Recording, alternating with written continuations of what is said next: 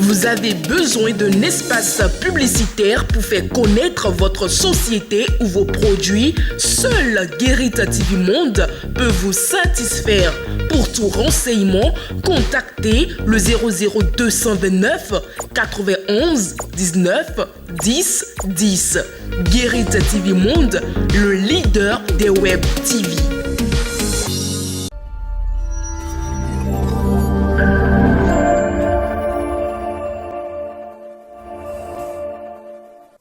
Bienvenue à tous dans Écho de la Marina. Dans l'après-midi du mercredi 12 juillet 2023, le chef de l'État Patrice Talon a reçu en audience l'opérateur économique nigérien Aliko Dangote.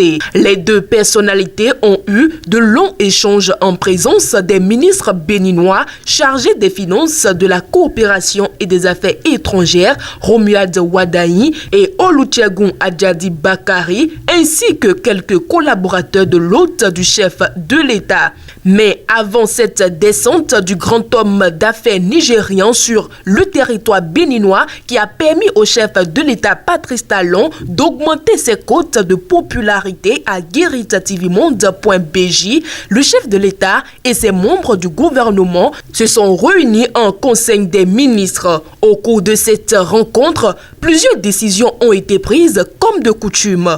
Au niveau des mesures normatives, plusieurs décrets ont été adoptés. Il s'agit de l'attribution, organisation et fonctionnement du ministère de l'économie et des finances en charge de la coopération, conditions d'exercice des activités de jeux de hasard, d'argent et de paris en République du Bénin, renouvellement de l'agrément de la société NG Associate pour l'exploitation des jeux en ligne et des machines à sous dans les restaurants, hôtels et bars à grand standing en République du Bénin. Au titre des communications, on note la contractualisation pour l'exécution, le contrôle et la surveillance des travaux de la phase 2 du projet de densification et de renforcement du réseau de distribution d'eau potable de la ville de Parakou. Après la conduite à terme de la première phase, l'exécution de la deuxième s'avère indispensable afin d'alimenter les populations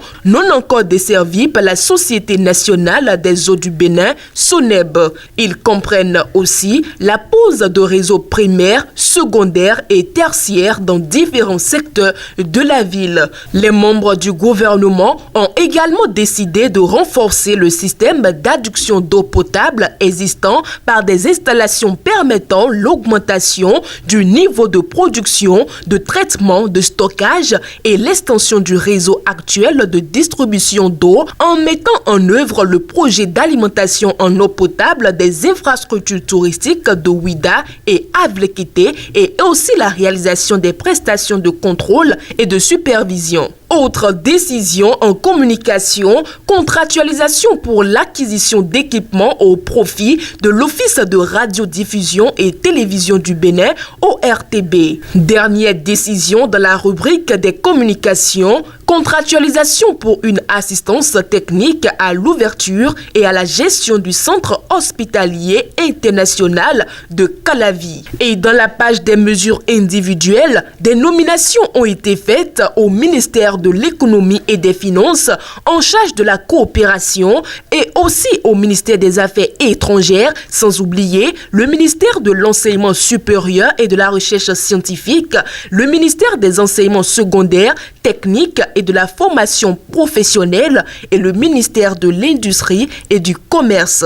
Toujours au palais de la Marina, le chef de l'État Patrice Talon a reçu ce jeudi 13 juillet 2023 au palais de la Marina les lettres de créance de 8 nouveaux ambassadeurs accrédités au Bénin. Ceci pour la dynamisation de la coopération bilatérale et multilatérale entre le Bénin et plusieurs pays partenaires et amis. Au nombre de ces 8 nouveaux ambassadeurs, On peut citer Sandrine Plateau, ambassadeur extraordinaire et plénipotentiaire du Royaume de Belgique près le Bénin avec résidence à Cotonou. Thomas Félix, ambassadeur extraordinaire et plénipotentiaire de la République de Slovaquie près le Bénin avec résidence à Abuja. Conformément au protocole établi et à la suite des honneurs militaires, chacun des ambassadeurs a présenté ses lettres de créance au président Patrice Talon. Cette cérémonie protocolaire de remise de lettres de créance est suivie d'une séance d'échange entre le chef de l'État et chacun des ambassadeurs en présence parfois de leurs différentes délégations. Nous retournons à présent sur la descente du chef de l'État Patrice Talon sur le territoire guinéen. Ce voyage, effectué le vendredi 7 juillet 2023, a permis au président de la République de prendre part au double sommet UEMOA-CEDEAO.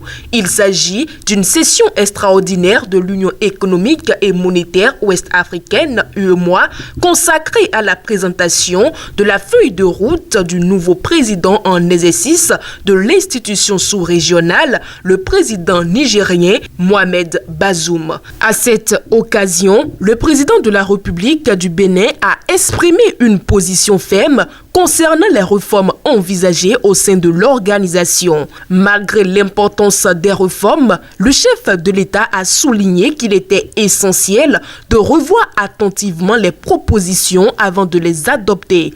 En l'absence de consensus, le chantier de réforme a été momentanément abandonné. Le chef de l'État béninois insiste sur la nécessité d'une étude approfondie des propositions afin de parvenir à une harmonisation efficace. Et au cours de la 63e session ordinaire de la conférence des chefs d'État et de gouvernement de la communauté économique des États d'Afrique de l'Ouest, CEDEAO, le Bénin a été distingué pour son effort dans la lutte contre les maladies tropicales. Amis internautes de Guérite TV Monde, voilà tout pour les échos de la Marina de cette semaine. À samedi prochain.